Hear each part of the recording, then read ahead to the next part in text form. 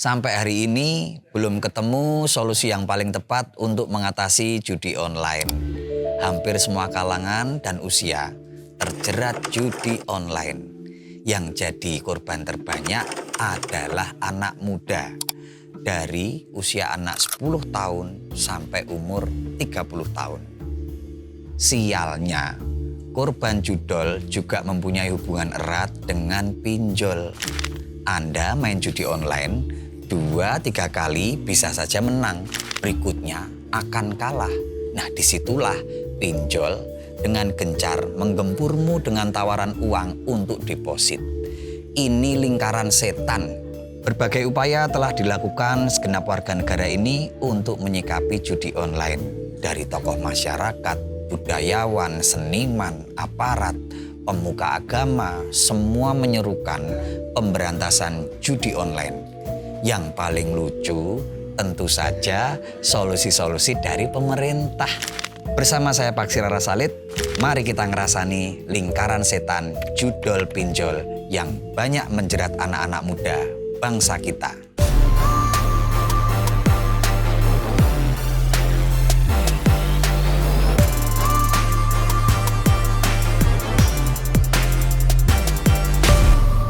Pemerintah mencatat ada sekitar 3,2 juta pemain judi online di Indonesia. Sebanyak 80 ribunya adalah usia di bawah 10 tahun dan 440 ribu dari usia antara 10 sampai 20 tahun. Sementara untuk usia dewasa sebanyak 520 ribu dari usia antara 21 sampai 30 tahun. 1,64 juta dari usia antara 30 sampai 50 tahun. Dan 1,35 juta pemain adalah usia di atas 50 tahun. Fenomena penyakit sosial masyarakat ini memang tak lantas diabaikan saja oleh negara. Negara dengan segala aparatnya telah melakukan berbagai strategi untuk memberantas judi online. Negara telah membentuk Satgas Judi melalui Kepres nomor 21 tahun 2024. Formasi Satgasnya itu nggak main-main. Ada Menko Polhukam sebagai ketua. Pasukannya terdiri dari Menteri Koordinator Bidang Pembangunan Manusia dan Kebudayaan atau PMK, Menteri Komunikasi dan Informatika atau Menkominfo, dan juga ada Kapolri. Tapi banyak kritik yang muncul dari strategi itu. Penanganan yang sekadar top down, berbekal aparat dan UU ITE dinilai tidak sip untuk memberantas judi online. Banyak kok ide-ide cemerlang pemerintah untuk memberantas judi justru jadi bulan-bulanan netizen. Kominfo paling sering kena semprot netizen. Salah satu usulan Kominfo adalah permintaan untuk memblokir akses internet dari Kamboja dan Filipina yang diduga sebagai markas bandar judi online. Tapi kan rakyat sudah akrab dengan VPN toh Pak. Bahkan Presiden kita Jokowi sudah menyerukan dengan tegas, jangan judi, jangan judi, jangan berjudi. Tapi Pak, kalau cuman berseru aja nggak bakal selesai masalahnya. Kalau cuman lantang teriak jangan judi, Rhoma Irama sejak tahun 80-an juga sudah meneriakkan ini. Judi, meracuni kehidupan. Sayangnya, seruan presiden itu justru malah tidak didengarkan oleh pasukannya sendiri. Anda semua tahu kan berita yang berseliweran di sosial media bahwa justru aparat negara sendiri yang main judi. Dan itu diakui sendiri loh ya sama pemerintah. PPATK menemukan ada 1.000 lebih anggota Dewan Perwakilan Rakyat yang ngeslot. Bahkan Sang Kominfo yang seharusnya paling bertanggung jawab ngurusi masalah situs slot ini mengakui kalau pegawainya sendiri main judi online. Ingat nggak? Beberapa waktu yang lalu ada polisi yang dibakar polisi yang diduga alasannya karena judi online. Lah itu semua kan para satgas negara yang seharusnya memberantas judi. Lah kok malah. Lalu masyarakat mau percaya sama siapa lagi? Ya wis, mending masyarakat neruske main judi lagi aja. Wong juga kelak pejudi online itu bakal dapat bansos. Tapi di antara semua kelucuan negara dalam rangka memberantas judi online itu, yang paling lucu menurutku adalah kita semua ini di SMS oleh Kominfo untuk berhenti judi dengan pantun. Nah, sebagai anak sastra, sejujurnya aku itu bangga negara ini menggunakan produk budaya untuk menyelesaikan masalah bangsa. Tapi yo ora kaya ngono kuwi Pak carane. Saiki sopo sing arep maca SMS? Terus tok pikir judi akan selesai dipantuni.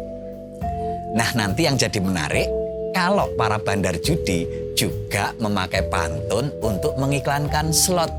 Jadinya perang pantun, sastra bersemi di tengah judi.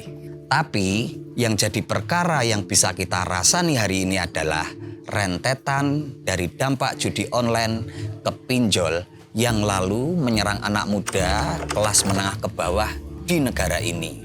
Hubungan judol dan pinjol ini adalah dynamic duo yang sangat mematikan.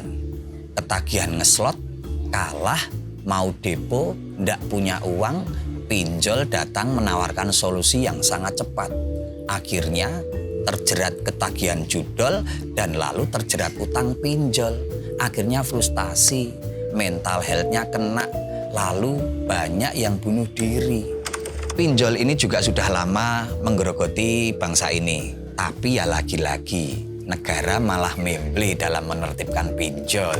Saya tidak berniat stereotyping atau mendiskriminasi golongan miskin negara ini sebagai satu-satunya pelaku judi. Wong nyatanya, banyak mahasiswa, sarjana, dan pekerja kelas elit juga yang hobi ngeslot. Tapi dari data-data yang ada, memang masyarakat khususnya pemuda miskin bangsa ini yang paling banyak terjerat judi online. Seperti di konten-konten ngerasani sebelumnya, kami ini selalu punya perhatian pada pemuda-pemuda bangsa yang tersisihkan dari kejamnya negara ini.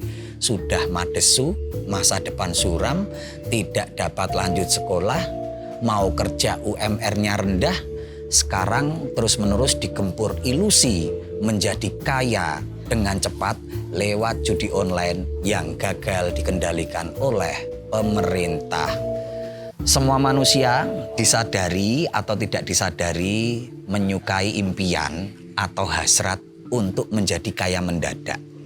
Manusia itu pada dasarnya sering berkhayal tentang keajaiban yang mampu dengan seketika mengubah nasibnya atau takdirnya. Kondisi ilusional atau terciptanya utopia atau dunia impian dengan keajaiban di mana nasibnya bisa berbalik 180 derajat dari penderitaan hari ini merupakan hal-hal khayali atau imajinasi yang banyak menjangkiti orang-orang yang merasa hidupnya nelangsa atau masyarakat miskin kelas bawah. Bayangan akan keajaiban yang terjadi seketika atau kemakmuran yang datang semalaman dan mengubah hidup esok paginya atau juga dikatakan fenomena impian kaya mendadak ini selalu direproduksi dan dimediasi dalam berbagai bentuk. Mulai dari sastra, ada film misalnya tentang Aladin, orang miskin yang bertemu jin dalam waktu semalam mendapatkan lampu wasiat dan kemudian menjadi kaya. Ada Cinderella yang nasibnya berubah drastis dalam semalam. Cerita rakyat atau folklor Nusantara juga banyak yang mengangkat isu itu.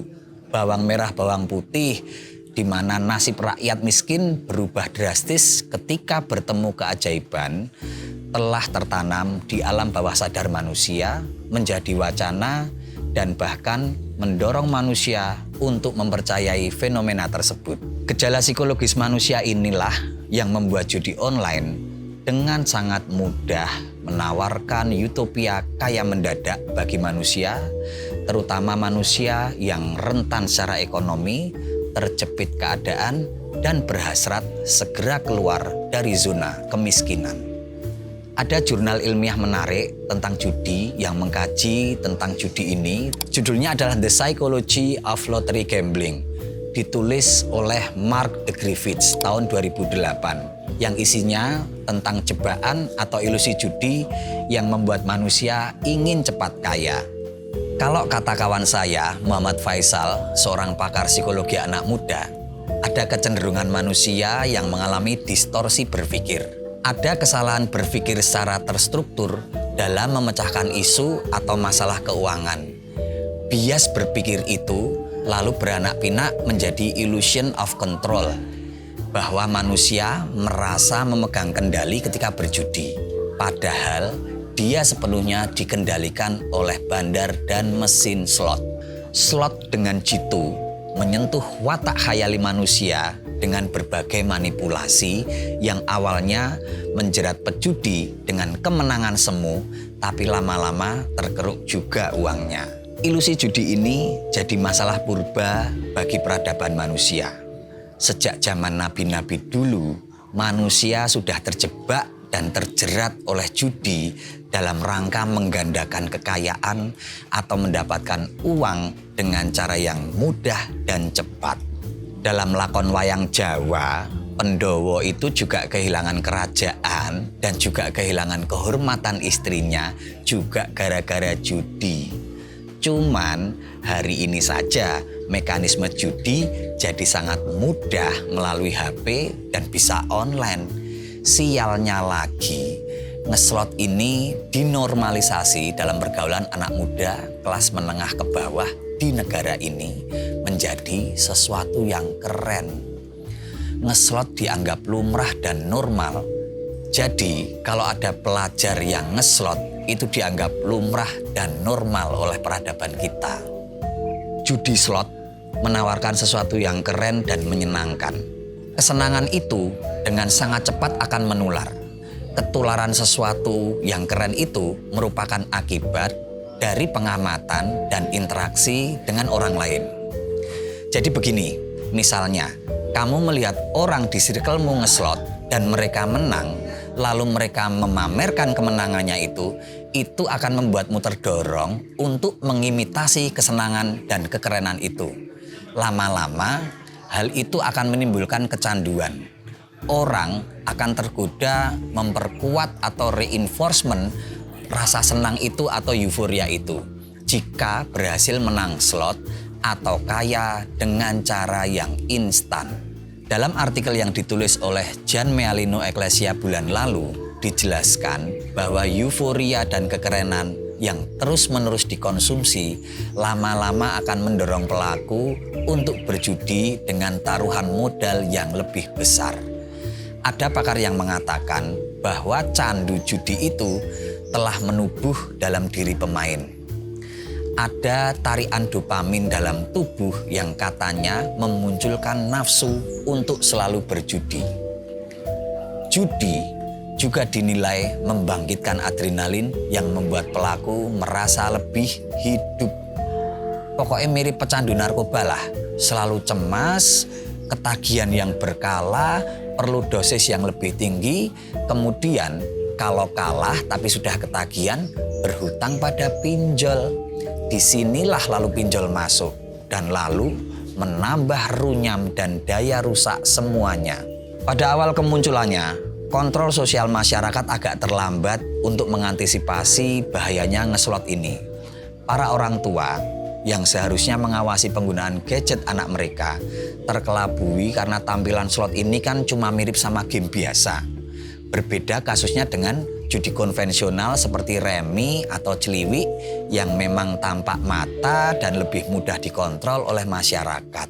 Nah, slot ini tampilannya sangat kecil, menarik, warna-warni, manipulatif, tetapi ternyata dampaknya lebih besar daya rusaknya seperti yang kita ketahui hari ini. Kontrol negara juga sangat terlambat untuk mengantisipasi bahwa aplikasi-aplikasi itu ternyata adalah aplikasi judi online. Lalu solusi apa yang bisa diberikan oleh konten ngerasani ini?